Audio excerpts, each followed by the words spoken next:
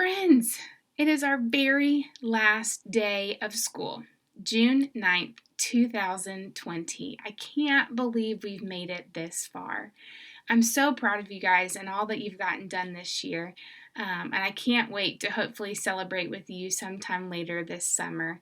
But today we're going to read Last Day Blues. If you'll remember the very, very, very first day of school, way back in August, we read First Day Jitters about the teacher who was nervous about her first day at a new school, not just the students.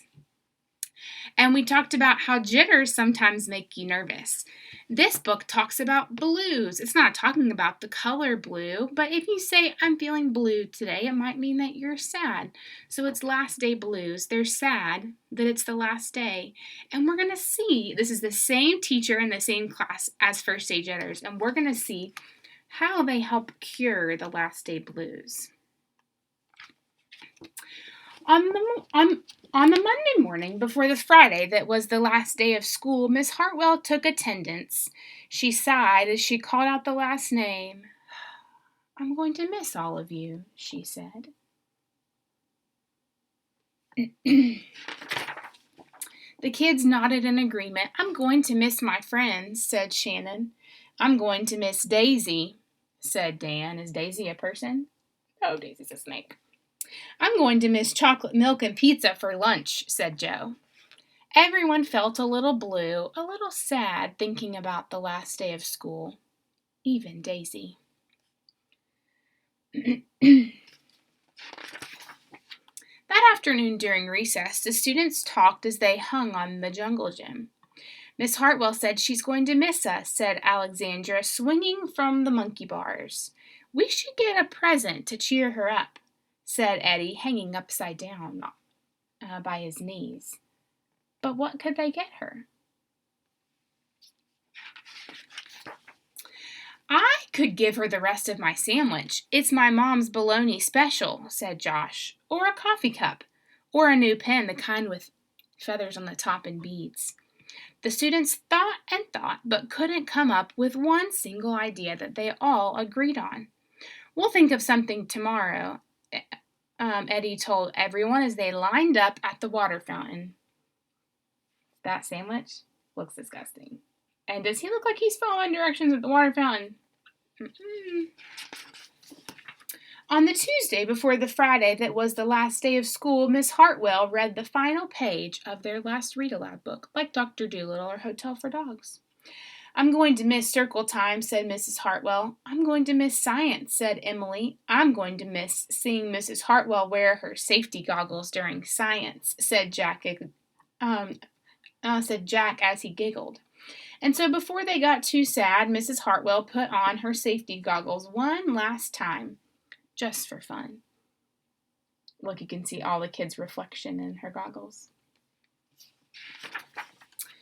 We definitely need to cheer Mrs. Hartwell up, said Andy during recess as he jumped out of a swing. Any ideas about a present?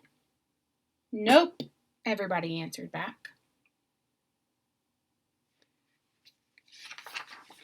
On the Wednesday before the Friday that was the last day of school, Mrs. Hartwell brought in her super-duper sugar cookies with extra frosting. I'm going to miss snack time, but I can't wait for barbecues by the pool, said Jack. I'm going to miss recess, but I can't wait to play hide and seek outside after dinner, said Alexandra. I'll miss school, but I can't wait for summer vacation, said Josh. The class talked about their summer plans and drowned their last day blues with another round of milk and sugar cookies. Those cookies look good. I don't know whether to be happy or sad today, Andy said the minute they all got to the jungle gym. Miss Hartwell is sad, said one of the girls. She probably doesn't want the year to end. While we're swimming, she'll be reading her old lesson plans, said Walker. And while we're playing, she'll be trying to remember the fun times we had this year, said Dan. And that's when an idea zip-zapped and zinged right through Eddie's brain. I know exactly what will cheer her up, he said, jumping down from the jungle gym. The class agreed that it was perfect. What do you think his idea was? On the Thursday before the Friday that was the last day of school, Eddie raised his hand right after Miss Hartwell had started reading. "We need some privacy, please," he said. And so Miss Hartwell took down all the bulletin boards with her back to the class. She never even peeked. Well, only once.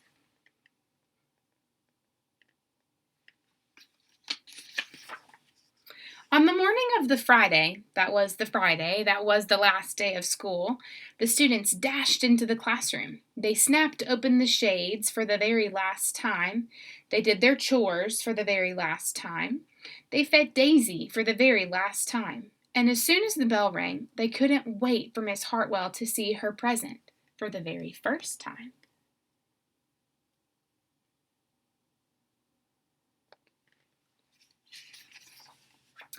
The last day of school makes us so blue. We'll miss recess and pizza and reading, too. We'll miss Daisy and cookies and friendship true, snack time and science and learning new. We'll miss spelling bees for our test review and groundhogs that play peekaboo. The year's been a big wahoo! There are many things to miss, it's true, but mostly what we'll miss is you. They made her a giant poster that had all of their names on it. How do you think she's feeling? Probably pretty surprised or excited. Later on, during recess, Eddie said, "I think Miss Hartwell liked her present." "I just hope it helps," Margaret said. "Poor Miss Hartwell," they all said sadly as they pictured their final goodbye. Teachers must hate the last day of school. Look at all those teachers. They look so sad. And then it was time. The bell rang. "Goodbye," all the students called as they rushed out the door. "Goodbye," Miss Hartwell called after them. And then she returned to her empty, quiet classroom. "It's just you and me, Daisy," she said. "I'm sure going to miss them this summer."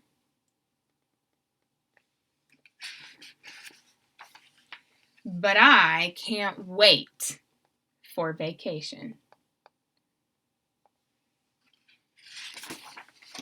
Let's look at some of the things she's doing on her vacation.